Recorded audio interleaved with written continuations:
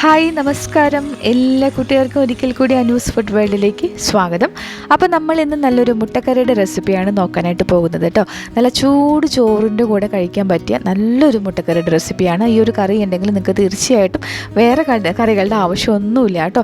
പെട്ടെന്ന് തന്നെ വീഡിയോയിലേക്ക് പോകാം. വീഡിയോ ഇഷ്ടപ്പെടുകയാണെങ്കിൽ സബ്സ്ക്രൈബ് ചെയ്ത് ഒരു ലൈക്കും കൂടി തന്ന് സപ്പോർട്ട് ചെയ്യാനായിട്ട് മറക്കല്ലേ. അപ്പോൾ നമുക്ക് സ്റ്റാർട്ട് ചെയ്താലോ. അപ്പോൾ ആദ്യം തന്നെ ഞാനൊരു പാൻ ചൂടാവാൻ വെച്ചിട്ടുണ്ട്. നമുക്കിതിലേക്ക് കുറച്ച് വെളിച്ചെണ്ണ ഒഴിച്ചു കൊടുക്കാം. ഒരു 3-4 ടേബിൾ സ്പൂൺ അളവിൽ എണ്ണ ഒഴിച്ചു കൊടുക്കാം. ഞാൻ ഇച്ചിരി വെളിച്ചെണ്ണ കൂടുതൽ എടുക്കുന്നുണ്ട് കേട്ടോ. എണ്ണ നന്നായിട്ട് ചൂടായിട്ട് വരുമ്പോൾ നമുക്കിതിലേക്ക് ഒരു 6 അല്ലി വെളുത്തുള്ളിയും ഒരു 3/4 ഇഞ്ച് വലുപ്പത്തിലുള്ള ഇഞ്ചിയും കൂടി ചതച്ചിട്ട് ചേർത്ത് കൊടുക്കാം. ഇതിൻ്റെ കൂടെ തന്നെ ഒരു പച്ചമുളക് ചെറുതായിട്ടൊന്ന് കട്ട് ചെയ്ത് ചേർക്കുന്നുണ്ട്. ഒരു തണ്ട് കറിവേപ്പിൻ്റെ ഇലയും കൂടി ചേർത്ത് കൊടുക്കുന്നുണ്ട്. ഈ കുറച്ച് വെച്ച് നന്നായിട്ടൊന്ന് ഇളക്കി ഇതൊന്ന് റോസ്റ്റ് ചെയ്തെടുക്കാം. ഏകദേശം ഒരു 30 സെക്കൻഡ് നന്നായിട്ടൊന്ന് ഇളക്കി കൊടുത്താൽ മതി. നമ്മൾ ചേർത്തിട്ടുള്ള ഇഞ്ചിയുടെയും വെളുത്തുള്ളിയുടെയൊക്കെ ഒരു റോസ് സ്മെല്ല് മാറി വരുന്നത് വരെ ഒന്ന് ഇളക്കി കൊടുക്കാം.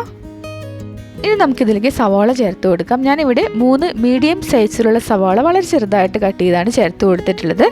ഒരു മീഡിയം ഫ്ലെയിമിൽ ഇട്ട് കൊടുത്ത് നന്നായിട്ടൊന്ന് ഇളക്കി ഇതൊന്ന് വഴറ്റിയെടുക്കണം. നമുക്കൊരു ലൈറ്റ് ഗോൾഡൻ ബ്രൗൺ നിറത്തിലായി വരുന്നത് വരെ ഒന്ന് വഴറ്റിയെടുക്കാം.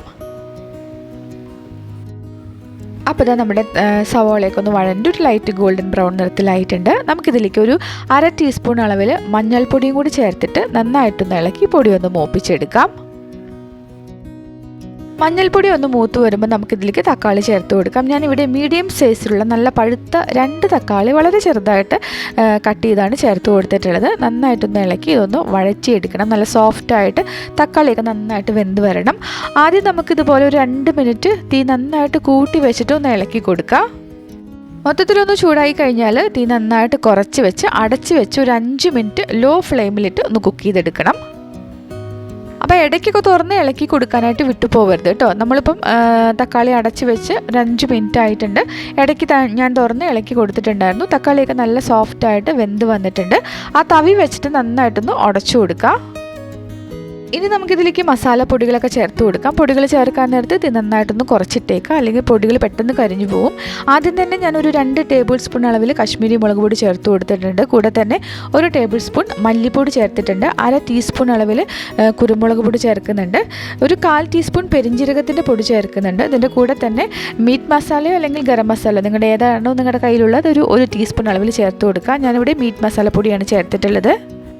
അപ്പോൾ നന്നായിട്ടൊന്ന് ഇളക്കി കൊടുത്ത് തീ കുറച്ച് വെച്ച് 1 മിനിറ്റ് സമയം നന്നായിട്ടൊന്ന് ഈ പൊടികളൊക്കെ ഒന്ന് മൂപ്പിച്ചെടുക്കുക. ആ പൊടികളുടെയൊക്കെ ഒരു റോസ് സ്മെല്ല് മാറി വരുന്നത് വരെ ഒന്ന് ഇളക്കി കൊടുക്കുക.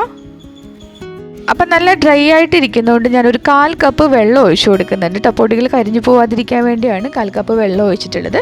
വെള്ളം കൂടി ഒഴിച്ചിട്ട് നന്നായിട്ടൊന്ന് ഇളക്കി ഇതൊന്ന് തിളപ്പിച്ചെടുക്കാം. നമ്മളിതിൽ ഇതുവരെ ഉപ്പ് ചേർത്തിട്ടില്ല. അപ്പോൾ ഈ ഒരു സമയത്ത് ആവശ്യത്തിനുള്ള ഉപ്പും കൂടി ചേർത്ത് നന്നായിട്ടൊന്ന് ഇളക്കി കൊടുക്കുക. അപ്പോൾ ഞാനിപ്പോൾ ഇവിടെ 1 ടീസ്പൂൺ ഉപ്പാണ് ചേർത്തിട്ടുള്ളത് കേട്ടോ. ഉപ്പൊക്കെ നമുക്ക് കൂടി പോകരുത്, അവരവരുടെ ടേസ്റ്റ് അനുസരിച്ച് ചേർത്ത് കൊടുക്കുക. ഇപ്പം കുറച്ച് ചേർത്തിട്ട് പിന്നീട് നോക്കിയിട്ട് ബാലൻസ് ചേർത്താലും മതിയാവും. അപ്പോൾ ഉപ്പും കൂടി ചേർത്ത് ഇളക്കി കൊടുത്തു. ഇനി നമുക്കിതിലേക്ക് കുറച്ച് വെള്ളവും കൂടി ഒഴിച്ചിട്ട് നന്നായിട്ടൊന്ന് തിളപ്പിച്ച് വേവിച്ചെടുക്കണം. ആ തക്കാളി സവോളയൊക്കെ കുറച്ച് വെള്ളത്തിൽ കിടന്നിട്ട് വേവണം. അപ്പോൾ വെള്ളം നമ്മൾ ഒരുമിച്ച് ഒഴിക്കരുത്. ഞാനിവിടെ ആദ്യം ഒരു 1/2 കപ്പ് വെള്ളം ഒഴിച്ചിട്ട് നന്നായിട്ടൊന്ന് ഇളക്കി കൊടുക്കുന്നുണ്ട്. വെള്ളം ഒഴിച്ച് കഴിഞ്ഞാൽ നമുക്ക് തീ കുറച്ചിടേണ്ട കാര്യമില്ല. തീ കൂട്ടിയിട്ട് തന്നെ നന്നായിട്ടൊന്ന് ഇളക്കി ഒന്ന് തിളപ്പിച്ചെടുക്കാം. ഈ ഒരു മസാലയിലേക്ക് എത്രത്തോളം വെള്ളം ചേരും നോക്കിയിട്ട് വേണം നമ്മൾ വെള്ളം ഒഴിച്ചു കൊടുക്കാനായിട്ട്. ഈ ഒരു കറിയിൽ അധികം വെള്ളം വരില്ല. ചെറിയൊരു തിക്കായിട്ടുള്ളൊരു ഗ്രേവിയാണ് നമുക്ക് ഈ ഒരു കറിയിൽ വേണ്ടത് കേട്ടോ. അപ്പോൾ ഇതൊന്ന് തിളച്ച് കുറുകിയിട്ടുണ്ട്. അപ്പോൾ ഞാൻ കുറച്ചും കൂടി വെള്ളം ഒഴിച്ചു കൊടുക്കുന്നുണ്ട്. ആദ്യം ഒരു 1/2 കപ്പ് വെള്ളമാണ് ഒഴിച്ചത്. ഒരു 1/4 കപ്പ് വെള്ളം കൂടിയാണ് ഒഴിച്ചു കൊടുക്കുന്നത് കേട്ടോ. അപ്പം മൊത്തം 3/4 കപ്പ് വെള്ളമാണ് ഞാനിതിലേക്ക് ഒഴിച്ചു കൊടുത്തിട്ടുള്ളത്. മൊത്തത്തിലൊന്ന് തിളയ്ക്കുന്നത് വരെ നമുക്ക് തീ കൂട്ടിയിടാം. അതിനുശേഷം അടച്ച് വെച്ച് ലോ ഫ്ലെയിമിലിട്ട് 2-3 മിനിറ്റ് ഒന്ന് കുക്ക് ചെയ്തെടുക്കാം. അപ്പോൾ ഏകദേശം ഒരു 3 മിനിറ്റോളം നമ്മൾ തീ കുറച്ച് വെച്ചിട്ട് ഇതുപോലെ അടച്ച് വെച്ചിട്ട് ഒന്ന് കുക്ക് ചെയ്തെടുത്തിട്ടുണ്ട്. അപ്പോൾ ഇത് കാണുമ്പോൾ തന്നെ അറിയാം എണ്ണയൊക്കെ മുകളിൽ തെളിഞ്ഞ് വന്നിട്ടുണ്ട്. നമ്മുടെ തക്കാളിയും സവോളയൊക്കെ നന്നായിട്ട് വെന്ത് വന്നിട്ടുണ്ട്. ഈ ഒരു സമയത്ത് നിങ്ങൾ ഉപ്പൊക്കെ നോക്കിയിട്ട് കുറവുണ്ടെങ്കിൽ ചേർത്ത് കൊടുക്കാവുന്നതാണ്. അപ്പോൾ ഈ ഒരു ഗ്രേവിയൊക്കെ നന്നായിട്ടൊന്ന് തിളച്ച് ഒന്ന് കുറുകി വന്നിട്ടുണ്ട്. ഇനി നമുക്കിതിലേക്ക് മുട്ട ചേർത്ത് കൊടുക്കാം. ഞാനിവിടെ 3 മുട്ടയാണ് ഇതുപോലെ ഒന്ന് പൊട്ടിച്ച് ഒഴിച്ചു കൊടുക്കുന്നത്. നമുക്ക് എടുത്തിരിക്കുന്ന ഒരു മസാലയിലേക്ക് നമുക്കൊരു 4 മുട്ട വരെ എടുക്കാം കേട്ടോ. ഇനി നമുക്കിത് അടച്ച് വെച്ച് ലോ ഫ്ലെയിമിലിട്ട് ഒരു 5 മിനിറ്റ് ഈ ഒരു സൈഡൊന്ന് വേവിച്ചെടുക്കണം.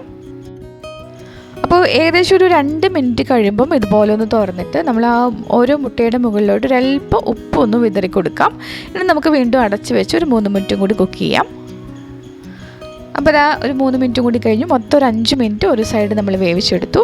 ആ മുട്ടയുടെ ഒരു സൈഡ് നന്നായിട്ട് വെന്തിട്ടുണ്ട്. ഇനി നമുക്ക് ഓരോ മുട്ടയായിട്ട് ഇതുപോലെ പതുക്കെ ഒന്ന് തിരിച്ചിട്ട് കൊടുക്കാം. വീണ്ടും തീ കുറച്ച് വെച്ച് തന്നെ ഒരു 5 മിനിറ്റ് ഈ ഒരു സൈഡും കൂടി നമുക്കൊന്ന് വേവിച്ചെടുക്കാം. അപ്പോൾ ഇതാ നമ്മൾ തിരിച്ചും മറിച്ചും ഇട്ട് ലോ ഫ്ലെയിമിലിട്ട് 2 സൈഡും ഒരു 5 മിനിറ്റ് വീതം ഒന്ന് വേവിച്ചെടുത്തിട്ടുണ്ട്. അപ്പോൾ ഇത്രയും മതി. നിങ്ങൾക്ക് ഈ ഒരു സമയത്ത് ഗ്രേവി കൂടുതലുണ്ടെന്ന് തോന്നുവാണെങ്കിൽ തീ അല്പം ഒന്ന് കൂട്ടി വെച്ചിട്ട് നന്നായിട്ടൊന്ന് തിളപ്പിച്ചൊന്ന് വറ്റിച്ചെടുത്താൽ മതി. ഈ ഒരു കറിയിൽ ഇച്ചിരി തിക്കായിട്ടുള്ള പെരണ്ടിരിക്കുന്ന ഒരു പരുവത്തിലെ ഗ്രേവിയാണ് നല്ലത് കേട്ടോ. അപ്പോൾ ഗ്രേവിയൊക്കെ ആവശ്യത്തിന് കുറുകി കഴിഞ്ഞാൽ അല്പം മല്ലിയില ചോപ്പ് ചെയ്തും കൂടി ഇതിന് മുകളിലേക്ക് അങ്ങ് വിതറി നമുക്ക് തീ ഓഫാക്കിയിടാം.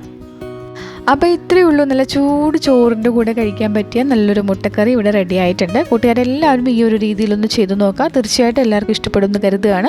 ഇഷ്ടപ്പെട്ടിട്ടുണ്ടെങ്കിൽ ഒന്ന് സബ്സ്ക്രൈബ് ചെയ്ത് സപ്പോർട്ട് ചെയ്യാൻ മറക്കരുത്. കൂടെ നിങ്ങളുടെ അഭിപ്രായങ്ങൾ മറക്കാതെ കമൻറ്റ് ബോക്സിലൂടെ അറിയിച്ചേക്കണം. നിങ്ങളുടെ കൂട്ടുകാർക്കും കൂടി ഈ വീഡിയോ ഷെയർ ചെയ്ത് കൊടുത്ത് നമ്മുടെ ചാനലിനെ ഒന്ന് സപ്പോർട്ട് ചെയ്തേക്കണേ. അതുപോലെ തന്നെ വീഡിയോ ഇഷ്ടപ്പെട്ടാൽ ഒരു ലൈക്ക് തന്ന് സപ്പോർട്ട് ചെയ്യണം. ഓക്കെ, അടുത്ത ദിവസം വീണ്ടും നല്ലൊരു റെസിപ്പിയുമായിട്ട് നമുക്ക് വേഗം തന്നെ കാണാം. താങ്ക്